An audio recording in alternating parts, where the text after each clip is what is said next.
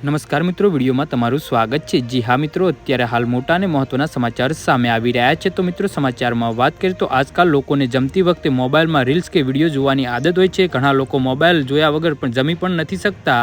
આ એક ખરાબ આદત શરીર અને સ્વાસ્થ્ય માટે સારી નથી। નિષ્ણાતોના જણાવ્યા મુજબ જો તમે જમતી વખતે મોબાઈલ ફોન જુઓ છો તો માત્ર તમારું ધ્યાન જ નથી ભટકતું, પરંતુ તેનાથી બ્લડ શુગરમાં પણ વધારો થાય છે। જી હા મિત્રો, અત્યારે હાલ મોટા સમાચાર સામે આવી રહ્યા છે।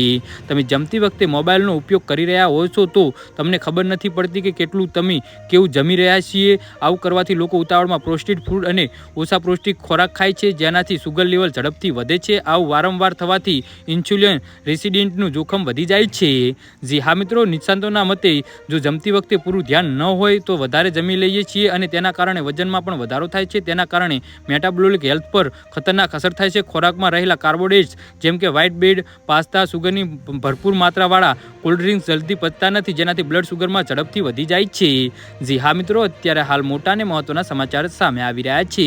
આજે લોકો દાળ ભાત શાક રોટલી ખાવા કરતાં કાર્બોહાઈડ્રેટ્સમાં ભરેલા ખોરાક જેમ કે કોલ્ડ ડ્રિંક્સ લેવાનું વધારે પસંદ કરે છે, જેનાથી બ્લડ શુગરમાં વધારો થાય છે। આ સાથે જ ફાઇબરથી ભરપૂર ખોરાક અને લીલા શાકભાજી બ્લડ શુગરને કંટ્રોલ કરવામાં મદદ કરે છે। જી હા મિત્રો, તો આના વિશે તમારું શું કહેવું છે તો નીચે મારી કોમેન્ટ બોક્સમાં જરૂરથી જણાવજો। ધન્યવાદ।